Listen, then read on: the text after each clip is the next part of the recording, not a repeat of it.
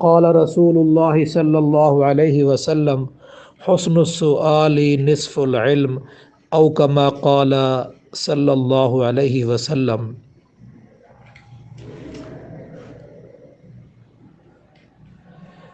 اللہ تبارک و تعالیٰ نے قرآن مجید میں فرمایا فاسألوا اہل الذکر ان کنتم لا تعلمون، اگر تم نہیں جانتے ہو تو اہل علم سے پوچھ لو۔ جہالت ایک بیماری ہے اور اس بیماری کی شفا سوال کے پوچھنے میں ہے۔ نبی صلی اللہ علیہ وسلم نے فرمایا حسن السؤال نصف العلم، اچھا سوال پوچھنا آدھا علم ہے۔ علم بذات ہی خود بڑی عظمت والی چیز ہے۔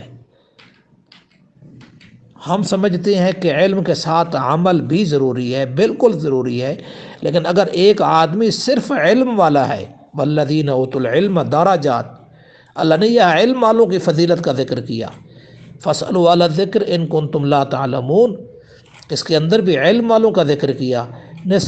حسن السؤال نصف العلم، اچھا سوال پوچھنا آدھا علم ہے۔ اور ایک اور ارشاد میں آقا صلی اللہ علیہ وسلم نے فرمایا العلم خزائن ومفتاحها السؤال، علم خزانہ ہے اور اس کی چابی سوال کرنا ہے۔ علم ایک خزانہ ہے اور اس کی چابی کیا ہے؟ سوال کرنا۔ اور آگے آقا صلی اللہ علیہ وسلم نے فرمایا فاسألوا، سوال پوچھا کرو، یرحمکم اللہ، اللہ تعالیٰ تم پر رحم فرمائے گا۔ فَإِنَّهُ يُوجَرُ فِيهِ أَرْبَعَةٌ، سوال پوچھنے پر اللہ تبارک و تعالی چار آدمیوں کو اجر اور ثواب عطا کرتا ہے۔ نمبر 1 السائل، نمبر 2 والمعلم، نمبر 3 والمستمع، نمبر 4 والمحب لهم۔ پہلا بندہ وہ ہے جو سوال پوچھنے والا ہوتا ہے، دوسرا وہ ہے جو سوال کا جواب دے رہا ہوتا ہے، تیسرا وہ شخص ہے جو پاس بیٹھا ہوا ہے اور ان دونوں کے سوال جواب سن رہا ہے، اور چوتھے لوگ وہ ہیں جو سائل اور معلم، سائل جس سے جو سوال کرنے والا ہے اور جس سے سوال کیا جا رہا ہے، سائل اور معلم سے محبت کرنے والے۔ تو اب سوال کرنا، میں نے گزشتہ ایک درس میں بتایا تھا کہ انسان کے جسم میں مختلف اعضاء ہیں، ان اعضاء کی 3 طرح سے اللہ نے تقسیم فرمائی ہے۔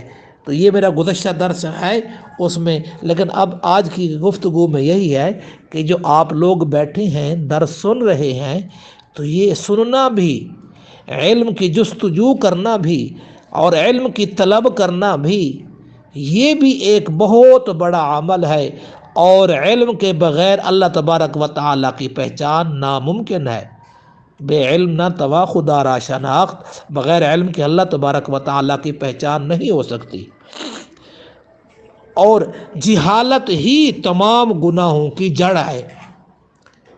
آقا صلی اللہ علیہ وسلم سے پہلے جو زمانہ ہے اس کو زمانہ جاہلیت کہتے ہیں، حالانکہ زمانہ کفر شرک کہنا چاہیے تھا، کفر اور شرک عروج پہ تھا۔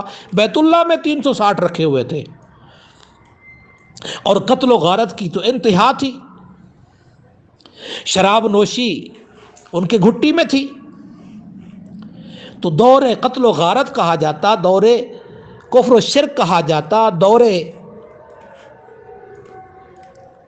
جاہلیت کہا ہے۔ کیوں زمانہ جاہلیت؟ دور جاہلیت اس لیے کہ جہالت ہوگی تو قتل و غارت ہوگی، جہالت ہوگی تو شراب نوشی ہوگی، جہالت ہوگی تو گناہ ہوں گے۔ اگر علم ہوگا تو انشاءاللہ علم کی برکت سے اللہ گناہوں سے بچائے گا۔ دعا ہے اللہ تبارک و تعالی علم و عمل، اللہ تعالی آپ کے علم میں اضافہ فرمائے اور عمل میں برکت عطا فرمائے اور علم عمل دونوں میں جوڑ پیدا فرمائے۔